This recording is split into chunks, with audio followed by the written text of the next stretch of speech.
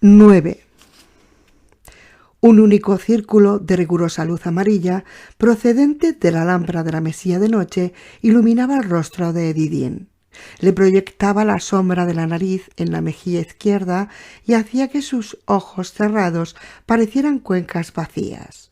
Susana estaba arrodillada en el suelo junto a él, cogiéndole las manos y mirándolo. Su sombra ascendía por la pared hasta el techo. Roland estaba sentado al otro lado de la cama, en una profunda sombra. El prolongado y murmurado monólogo del moribundo había cesado y su respiración había perdido cualquier parecido con la regularidad. Inspiraba profundamente, contenía respiración y la soltaba en un largo soplido sibilante.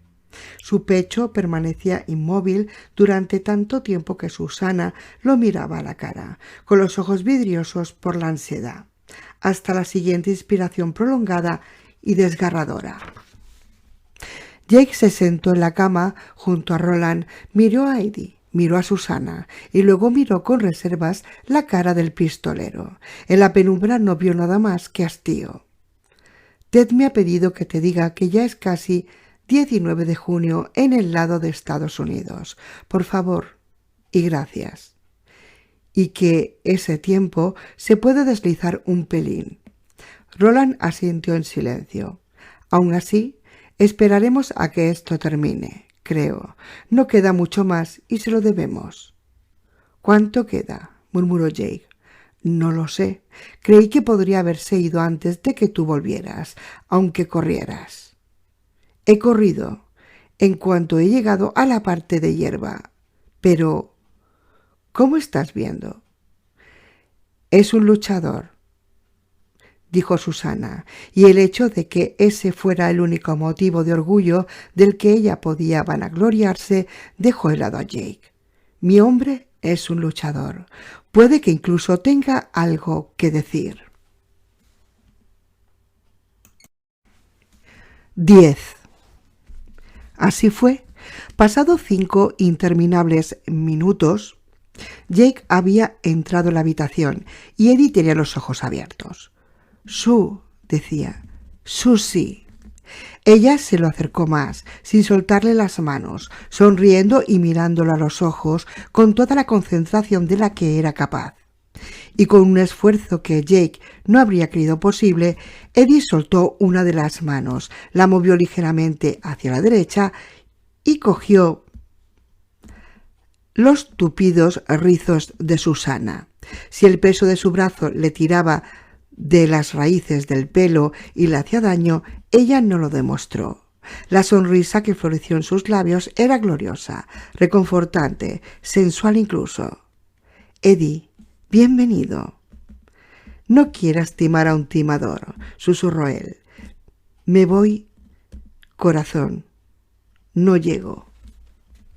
«Eso no son más que chitón», susurró, y ella se calló. La mano que tenía en el pelo tiró de ella. Susana acercó la cara a él y besó por última vez esos labios que se despedían. «Yo te esperaré», le dijo él, pronunciando cada palabra a duras penas con un denodado esfuerzo.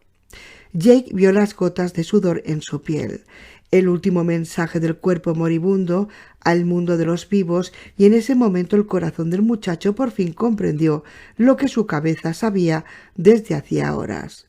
Empezó a llorar. Eran lágrimas que le quemaban y le erosionaban la piel. Cuando Roland lo cogió de la mano, Jake le apretó con ferocidad. Estaba asustado y triste. Si podía ocurrirle a Eddie, podía ocurrirle a cualquiera. Podía ocurrirle a él. «Sí, Eddie, sé que me esperarás», respondió ella. Hizo otra de esas profundas, esforzadas y ásperas inspiraciones. Tenía los ojos brillantes como gemas. En el claro. Otra inspiración, la mano agarrando el pelo, la luz de la lámpara proyectándolos a ambos en su místico halo amarillo. «El que está al final de la senda». «Sí, cariño». Tenía la voz calmada, pero le cayó una lágrima sobre la mejilla de Eddie y se deslizó poco a poco hacia su mandíbula. «Te escucho muy bien.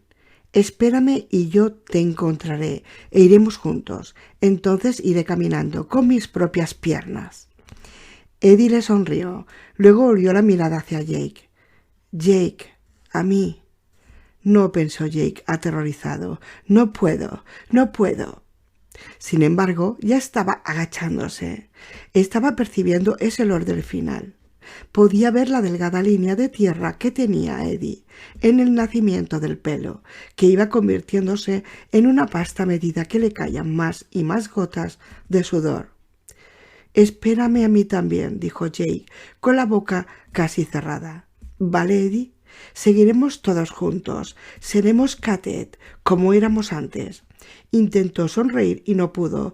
Le dolía demasiado el corazón para reírse.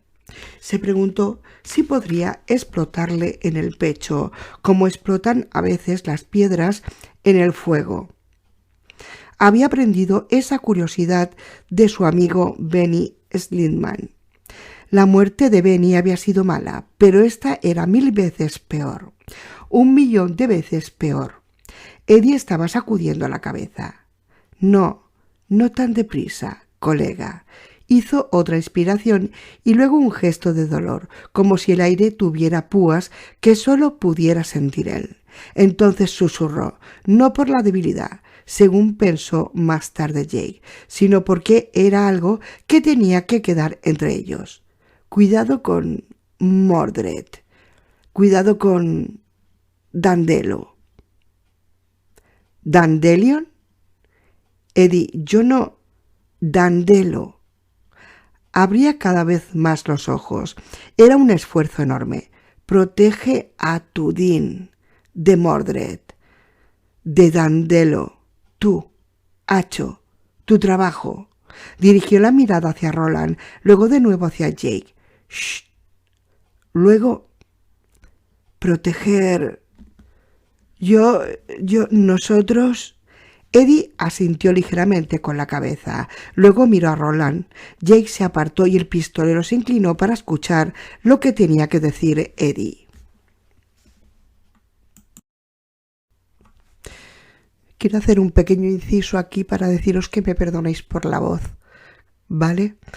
Es que aunque yo conocía la historia, ¿vale? Y conocía lo de Eddie, igualmente cuando leo se me produce un nudo en el estómago. Así que perdonadme, ¿vale? Venga, sigo con el libro.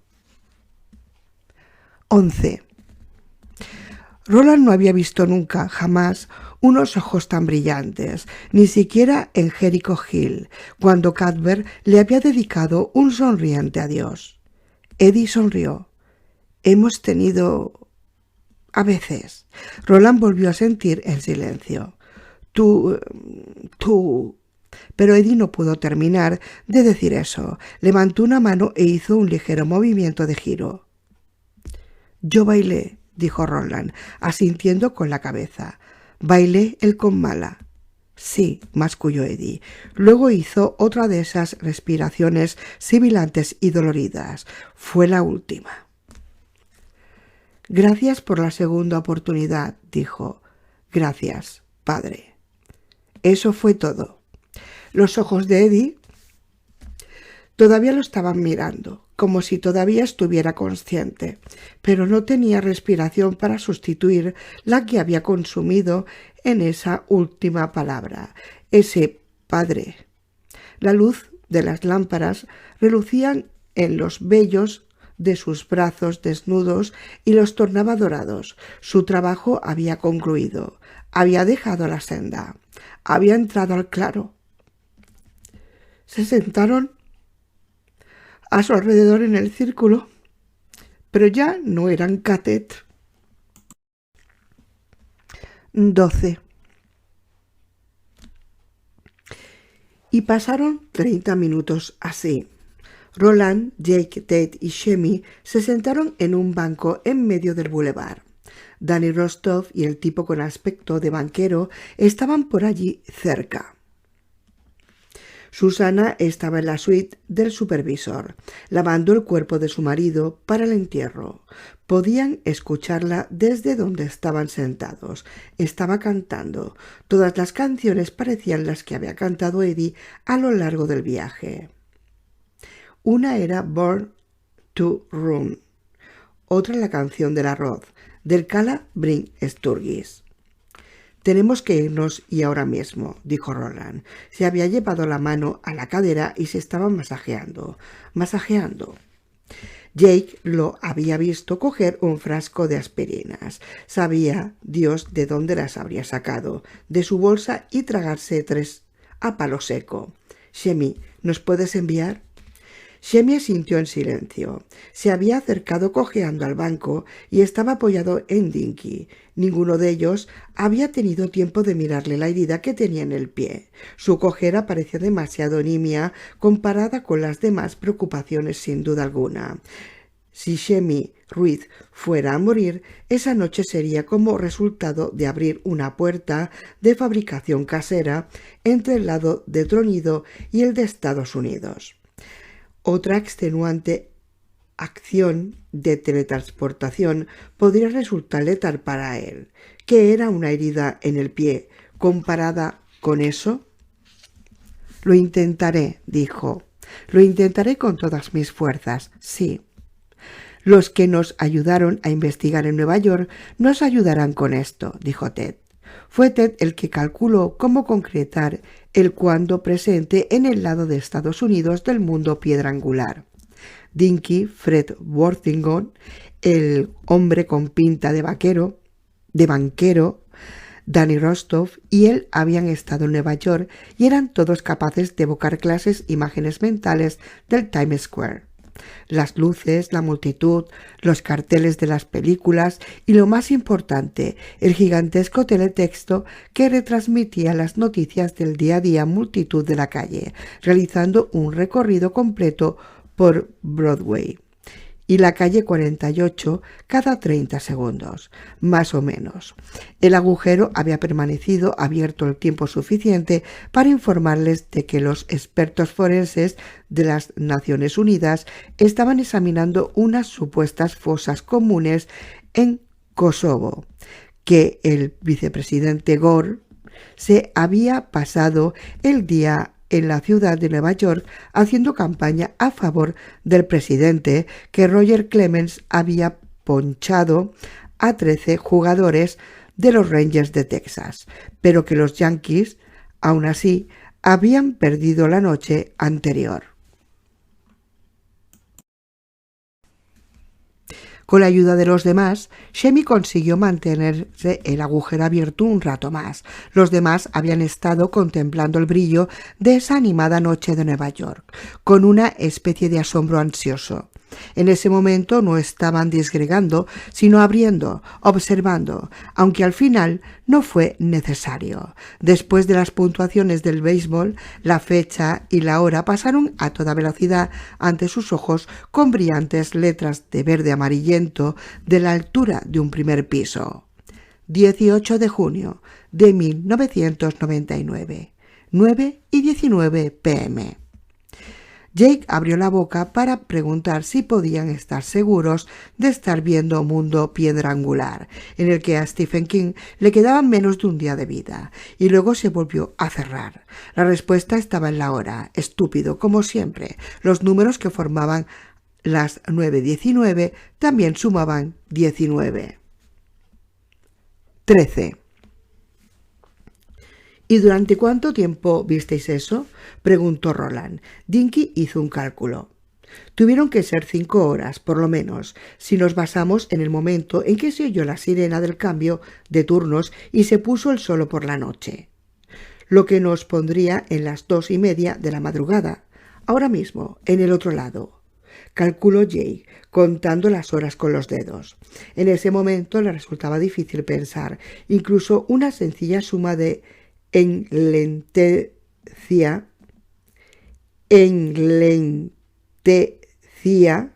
por los continuos pensamientos de Eddie, aunque se dio cuenta de que podía hacerlo si lo intentaba con ganas. Lo único es que no puedes pensar que sean solo 5 horas, porque el tiempo va más deprisa en el lado de Estados Unidos. Eso puede cambiar ahora que los disgregadores han dejado de atacar el haz. Puede ecualizarse, pero seguramente todavía no ha ocurrido. Ahora mismo debe seguir avanzando muy deprisa. Y podía deslizarse.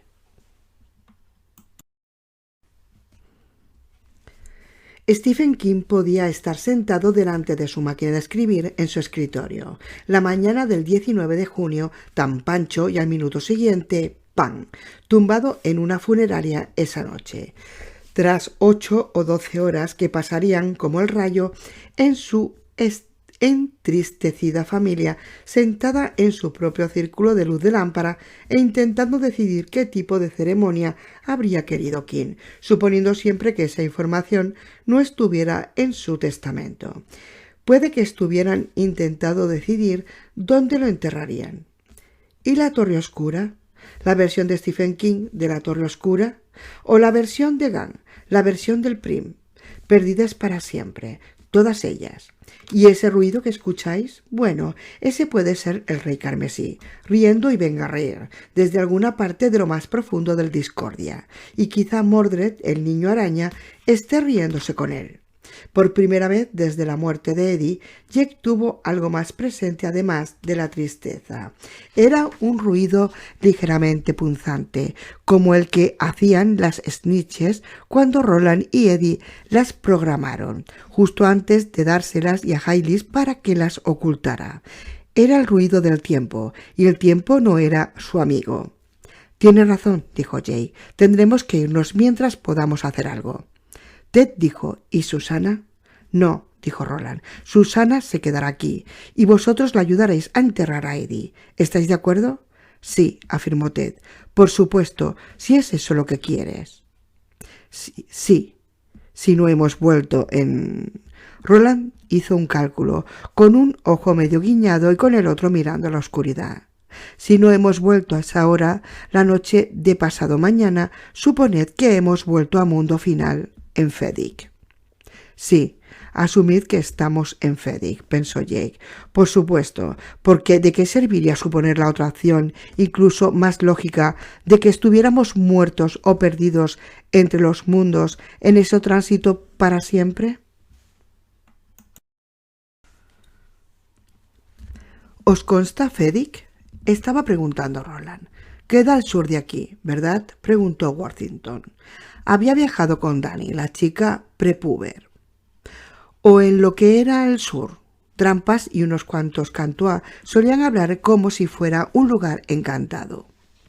«Sí, está encantado», asintió Roland con una mueca de dolor. «¿Podéis embarcar a Susana en un tren hacia Fedic en caso de que no podamos volver? Sé que hay al menos algunos trenes que funcionan. Por los dos...» «¿Los capas verdes?», preguntó Dinky, asintiendo en silencio. «O los lobos, como creáis vosotros». «Todos los trenes de la línea D todavía funcionan. Son autómatas». «¿Son monos? ¿Hablan?», preguntó Jake. Estaba pensando en Blaine. Dinky y Ted intercambiaron una mirada recelosa. Luego Dinky volvió a volcar la atención en Jake y se encogió de hombros. «¿Cómo lo vamos a saber? Seguramente sé más sobre el día D que sobre la línea D. Y creo que hablo por todos los demás, al menos por los disgregadores. Supongo que algunos guardias podrían saber algo más». «O ese tío», señaló de golpe con el dedo a Tasa, que seguía sentado, encorvado, en casa del encargado, con la cabeza entre las manos. «En cualquier caso, le diremos a Susana que tenga cuidado», le susurró Roland a Jake. Jake asintió con la cabeza. Supuso que eso sería lo mejor que podían hacer, aunque él tenía otra pregunta. Se hizo una nota mental para preguntársela a Ted o a Dinky, si tenía la posibilidad de hacerlo sin que Roland lo escuchase. No le gustaba la idea de dejar a Susana. Todos sus presentimientos le indicaban lo contrario, pero sabía que ella se negaría a dejar a Eddie sin enterrar, y Roland también lo sabía. Podían obligarla a ir, pero solo si la ataban y la amordazaban, y eso no haría más que empeorar las cosas. Podría ser, dijo Ted, que unos cuantos disgregadores estuvieran interesados en viajar hacia el sur en tren con Susana. Dani asintió con la cabeza. No es que seamos muy populares por aquí tras haberos apoyado, dijo.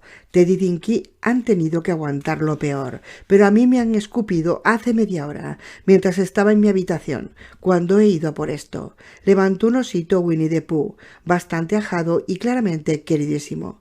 No creo que hagan nada mientras estéis por aquí, pero cuando os vayáis... Se encogió de hombros. Tío, eso sí que no lo entiendo, dijo Jay. Son libres. ¿Libres para qué? Preguntó Dinky. Pensadlo, la mayoría de ellos eran unos inadaptados sociales en el lado de Estados Unidos. Estaban de más. Aquí éramos VIP y teníamos lo mejor de todo. Ahora todo ha desaparecido. Si lo piensas así, ¿es tan difícil de entender? Sí, respondió Jake sin rodeos. Suponía que no quería entenderlo. Ellos también han perdido algo, dijo Ted con tranquilidad. Hay una novela de Ray Bradbury titulada Fahrenheit 451. Era un placer quemar. Esa es la primera frase de ese libro. Pues bien, también era un placer disgregar. Dinky estaba asintiendo en silencio. Lo mismo hacían Worthington y Danny Rostow. Incluso Shemi estaba asintiendo con la cabeza. 14. Eddie se encontraba postrado en el mismo círculo de luz, pero su rostro estaba limpio y la sábana de arriba de la cama del supervisor estaba doblada perfectamente a la altura de su cintura. Susana lo había vestido con una camisa blanca limpia que había encontrado en alguna parte. Jake supuso que en el armario del supervisor, y también debió de encontrar una cuchilla porque tenía las mejillas muy tersas. Jake intentó imaginarla, sentada allí afeitando el rostro de su marido muerto, cantando «Ven, ven, con mala, mi arroz ya grana». Mientras lo hacía, y al principio le resultó imposible. A continuación, de repente, vio una imagen suya y fue tan intensa que tuvo que luchar una vez más para evitar el llanto. Mientras Roland le hablaba, Susana escuchaba en silencio, sentada en el borde de la cama, con las manos apoyadas en el regazo y mirando al suelo. Al pistolero le parecía una recatada doncella escuchando una preposición de matrimonio. Cuando él hubo terminado, ella no dijo nada.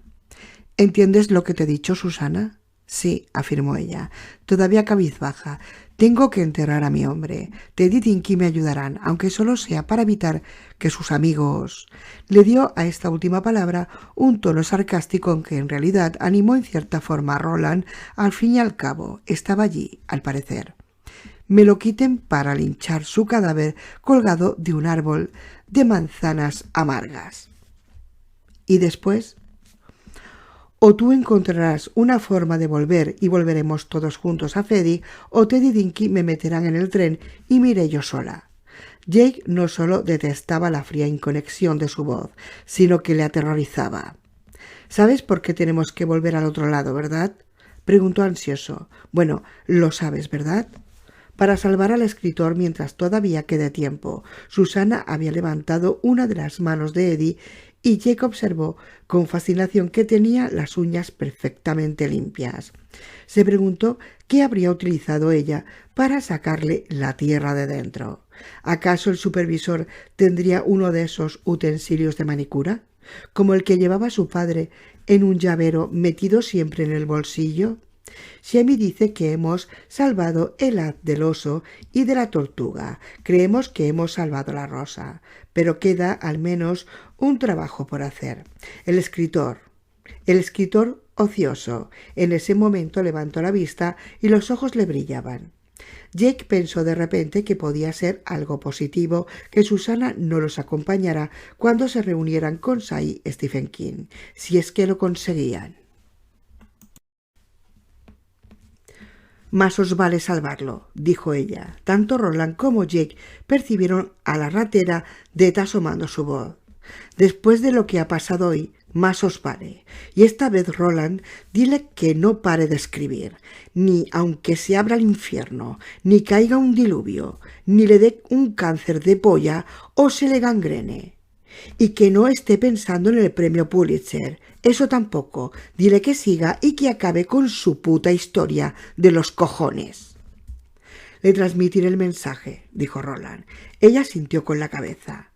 Tú vendrás a nosotros cuando ese trabajo esté terminado, dijo Roland, y su voz se elevó un poco de volumen para anunciar la última palabra, convirtiéndola casi en una pregunta. Vendrás a nosotros cuando ese trabajo esté terminado, ¿verdad? Sí, contestó ella. No porque quiera. Me he quedado sin mecha para nada, sino porque el que quería que fuera, con delicadeza, con mucha delicadeza, volvió a poner la mano a Eddie sobre el pecho junto a la otra. Luego señaló con el dedo a Roland. La punta le temblaba levemente. Pero tú no empieces con esa mierda de somos catet, somos de muchos, uno, porque esos días se han terminado. ¿No es así? Sí, afirmó Roland, pero la torre todavía resiste. Y espera. He perdido el interés en eso, machote. No dijo. He perdido interés en eso, pero casi. Si te soy sincera. Sin embargo, Jake se dio cuenta de que no estaba diciendo la verdad. No había perdido el deseo de ver la torre oscura más que Roland, ni más que él mismo. Su Ted podría estar roto, pero el K seguía ahí. Y ella lo sentía al igual que lo sentían ellos. 15. La besaron. Acho le pegó un lengüetazo en la cara antes de marcharse. Ten cuidado, Jake, dijo Susana. Vuelve sano y salvo. ¿Me escuchas? Eddie te habría dicho lo mismo. Lo sé, respondió Jake, y volvió a besarla. Estaban sonriendo porque podía escuchar a Eddie diciéndole que mantuviera vigilancia a su culo, que ya lo tenía partido, y empezó a llorar una vez más por la misma razón. Susana lo mantuvo abrazado con fuerza durante un rato más. Luego lo soltó y se volvió hacia su marido, que yacía muy quieto y frío en la cama del supervisor. Jake entendió que tenía poco tiempo para Jake Chambers y la pena de Jake Chambers en ese momento. Su propia pena era demasiado grande. 16. En el exterior de la suite, Dinky esperaba junto a la puerta. Roland iba caminando con Ted. Los dos ya estaban al final del pasillo y manteniendo una conversación. Jay supuso que se dirigían de regreso al boulevard, donde Shemi, con una pequeña ayuda de los demás, intentaría enviarlos una vez más al lado de Estados Unidos. Eso le recordó algo. Los trenes de la línea D van al sur, dijo Jay, o a lo mejor se suponía que era el sur, ¿verdad? Más o menos, colega, respondió Dinky. Algunas locomotoras tienen nombre como Lluvia Deliciosa o Espíritu del País de las Nieves, pero todas tienen letras y números. ¿La D es por Dandelo?, preguntó Jake. Dinky lo miró con una mueca de confusión. ¿Dandelo? ¿Qué coño es eso? Jay sacudió la cabeza. Ni siquiera tenía ganas de decirle a Dinky dónde había escuchado la palabra. Bueno, no lo sé con seguridad, respondió Dinky, mientras volvían a ponerse en marcha. Pero siempre he supuesto que la D era por discordia, porque se supone que en la estación del final del recorrido de todos los trenes, ¿sabes?, en algún lugar de lo más lejano de las estériles tierras yermas. Jake asintió. D de discordia. Eso tenía sentido, en cierta forma. No has respondido mi pregunta, dijo Dinky. ¿Qué es un dandelo? Solo es una palabra que vi escrita en una pared de la estación de tronido. Seguramente no significa nada. 17. En el exterior de Sala Corbett esperaba una delegación de disgregadores. Parecían desalentados y asustados. D de dandelo, pensó Jake. D de discordia. También D de desesperado. Roland se acercó a ellos con el brazo cruzado sobre el pecho. ¿Quién habla por vosotros?, preguntó. Si hay alguien que hable, dejad que dé un paso adelante ahora, porque nuestro tiempo aquí se agota. Un caballero de pelo cano, en realidad otro tipo, con aspecto de banquero, dio un paso adelante. Llevaba pantalones de traje de color gris, una camisa blanca abierta por el cuello y chaleco gris, también abierto. El chaleco estaba como alicaído, también lo estaba el hombre que lo llevaba. «Nos habéis quitado nuestra vida», dijo. Pronunció esas palabras con una especie de satisfacción taciturna, como si hubieran sabido desde siempre que ocurriría aquello, o algo parecido. «La vida que conocíamos. ¿Qué nos dará a cambio, señor Gilead?». Se escuchó un murmullo de aprobación tras esa frase. Jake Chambers lo escuchó y de pronto se sintió más furioso que en toda su vida. Su mano, de forma autónoma, tocó furtivamente el mango de la pistola automática Coyote. Lo acarició y encontró un frío alivio en su forma, incluso un breve descanso de la tristeza. Y Roland lo supo, porque se situó detrás de él sin mirar y puso una mano sobre la de Jake. Se la apretó hasta que Jake soltó la pistola. «Os diré lo que os daré». «Ya que lo preguntas», dijo Roland, «tengo intención de que este lugar, donde os habéis alimentado con cerebros de niños indefensos para destruir el universo, arda hasta los cimientos, sea hasta el último tablón». Tenía la intención de lanzar ciertas bolas voladoras que resultaba que tengo para hacer que explotaran e hicieran saltar por los aires todo lo que no se quemara. Tenía la intención de indicaros el camino hasta el río Wye y los perdescalas que se encuentran al cruzarlo, y despediros con una maldición que me enseñó mi padre: que viváis muchos años, pero no con buena salud. La respuesta a esto fue un murmullo de resentimiento, pero ni una sola mirada se cruzó con la de Roland, el hombre que había accedido a ser su portavoz, y pese a estar enfurecido, Jake lo valoró por su valentía. Estaba tambaleándose como si pudiera desmayarse en cualquier momento. «Los Calas todavía están en esa dirección», comentó Roland y señaló con el dedo. «Si vais hasta allí, algunos, incluso muchos, pueden morir en el camino, porque hay animales ahí fuera que están hambrientos, y el agua que allá puede estar envenenada. No me cabe duda de que las dientes del Cala sabrán quiénes sois y lo que habéis estado haciendo, aunque mintáis, pues hay Mani entre ellos y los Mani ven bastantes cosas. Aún así, podréis encontrar perdón más que muerte, pues la capacidad de perdonar en el corazón de estas dientes supera la capacidad de corazones como los vuestros, para que podáis entenderlo. Para el caso también supera la capacidad de mi corazón. No me cabe duda de que os pondrán a trabajar y el resto de vuestra vida no transcurrirá con la comodidad que conocéis, sino con esfuerzo y sudor, pero os conmino a marchar, aunque solo sea para redimiros por lo que habéis hecho». «No sabíamos lo que hacíamos, hombre receloso», gritó una mujer del fondo con furia. «Sí que lo sabíais», le respondió a gritos Jake, chillando tan alto que vio manchitas negras, y la mano de Roland se posó una vez más de forma instantánea sobre la suya para evitar que desenfundara. ¿De verdad habría hecho un barrido de la multitud con su coyote, trayendo más muerte a ese terrible lugar? No lo sabía. Lo que sí sabía era que las manos de un pistolero a veces escapaban a su control una vez que tenían el arma. «No te atrevas a decir que no lo sabíais. Sí lo sabíais». «Eso es lo que os daré, si a bien tenéis», dijo Roland. «Mis amigos y yo, los que han sobrevivido, aunque estoy seguro de que los que yacen muertos en el más allá estarían de acuerdo, que es la razón por la que digo lo que digo. Dejaremos que este sitio aguante. Hay comida suficiente para el resto de vuestra vida, no lo dudo, y los robots para cocinarla y lavaros la ropa, incluso para limpiaros el culo, si es eso lo que creéis necesario. Si preferís el purgatorio a la redención, entonces quedaos aquí. Si yo estuviera en vuestro lugar, haría el viaje. Seguiría la vía del tren hasta salir de las sombras. Les contaría lo que hacíais antes de que os lo recriminen ellos. Me pondría de rodillas con la cabeza descubierta y les pediría perdón. Jamás, gritó alguien con firmeza, pero Jake opinó que algunos parecían inseguros. Como queráis, dijo Roland. Yo ya he dicho todo lo que tenía que decir al respecto, y el siguiente que me hable puede permanecer en silencio para siempre, porque una de mis amigas está preparando a otro amigo, su marido, para yacer en la tumba, y estoy lleno de tristeza y rabia. ¿Hablaréis más?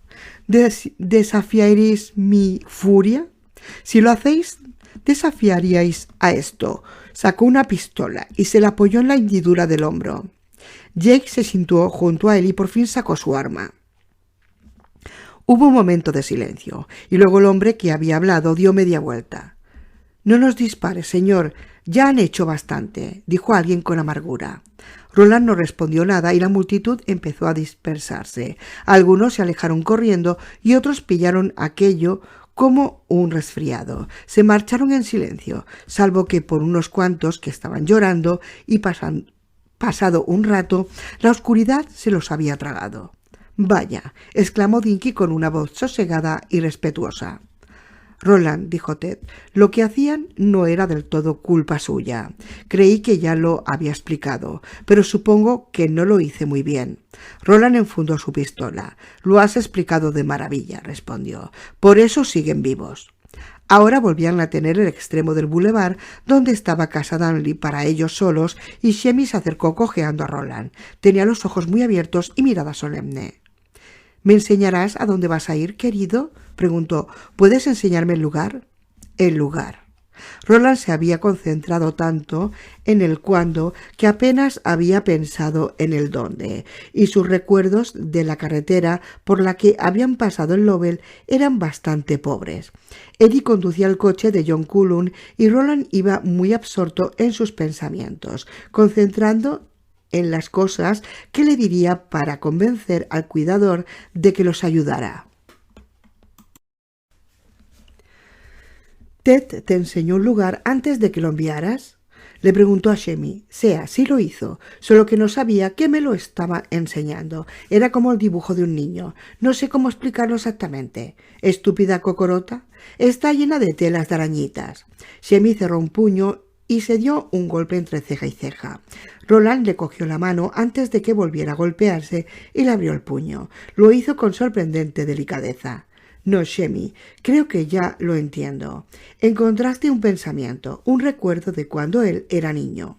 Ted se había acercado hasta ellos. «Claro que debe ser eso», comentó. «No sé cómo no me había dado cuenta antes. Tal vez sea demasiado sencillo.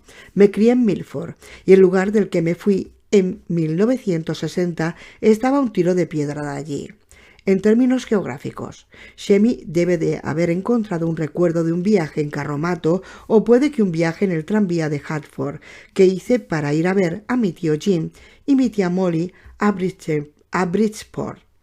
Algo que tenía en el subconsciente. Sacudió la cabeza. Sabía que el sitio de donde me fui parecía conocido, pero, por supuesto, eso ocurrió años después. La carretera de Merritt no estaba allí, cuando yo era niño.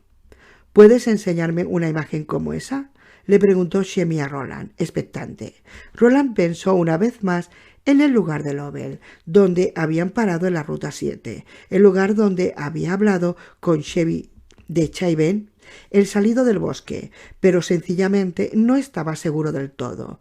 No había mojón que convirtiera ese tramo en único y no pudiera confundirse con cualquier otro, al menos no que él recordase. Entonces se le ocurrió otra idea, una idea que estaba relacionada con Eddie.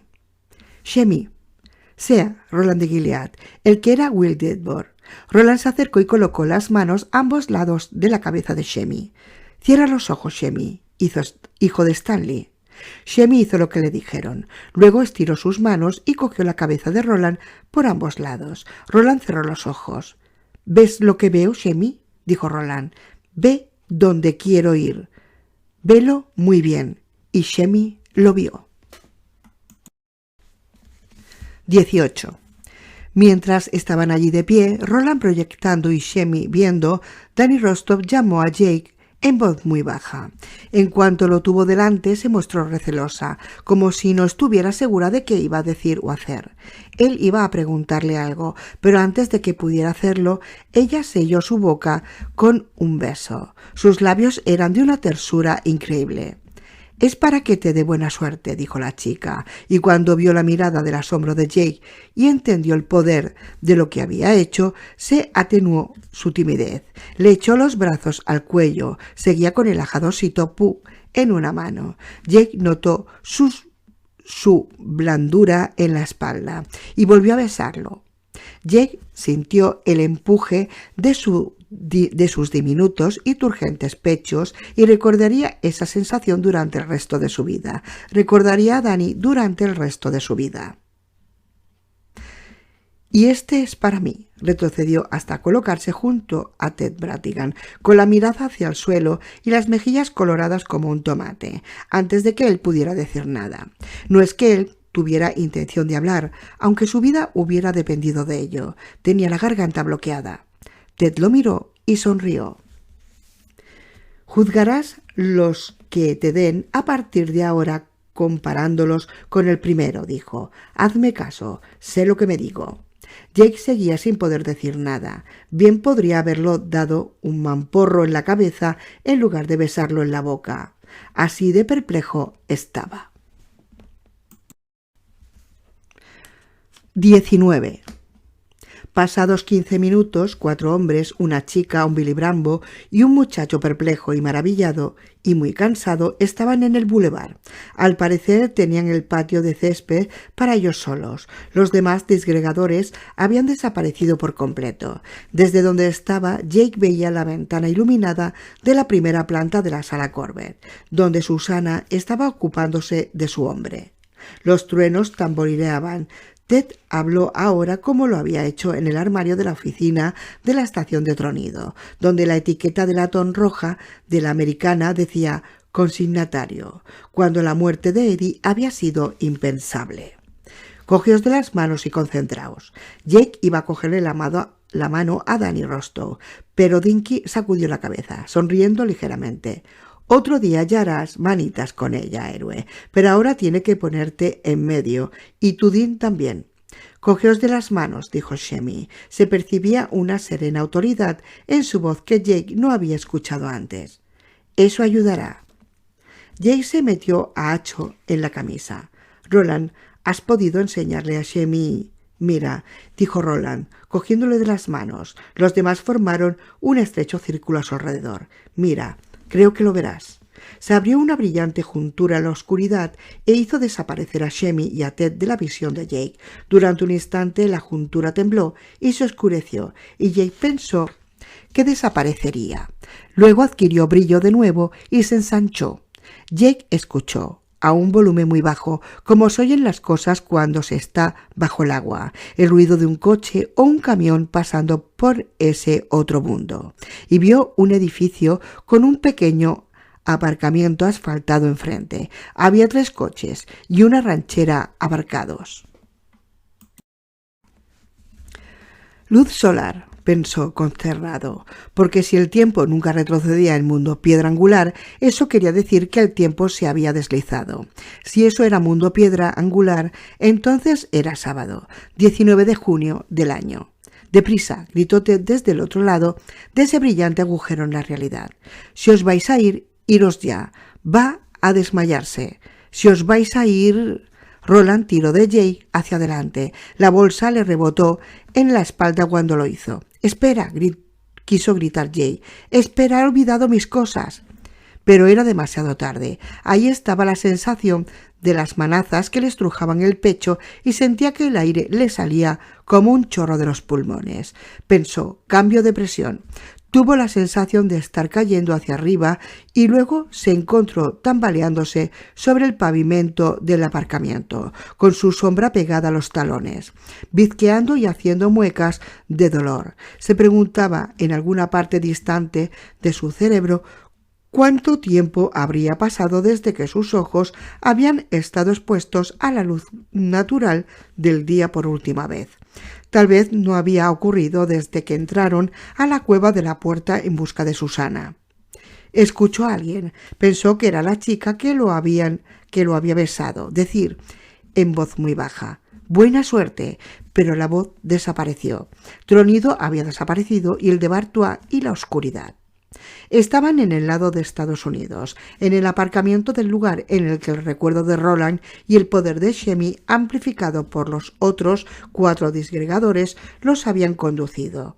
Era el almacén de Stoneham, donde Jack Andolini había tendido una emboscada a Roland y a Eddie. A menos que se hubiera producido algún espantoso horror, eso había ocurrido hacía 22 años. Estaba en el 19 de junio de 1999 y el reloj de la ventana, siempre es buen momento para la carne de cabeza de jabalí, estaba escrito en círculo en torno a la esfera.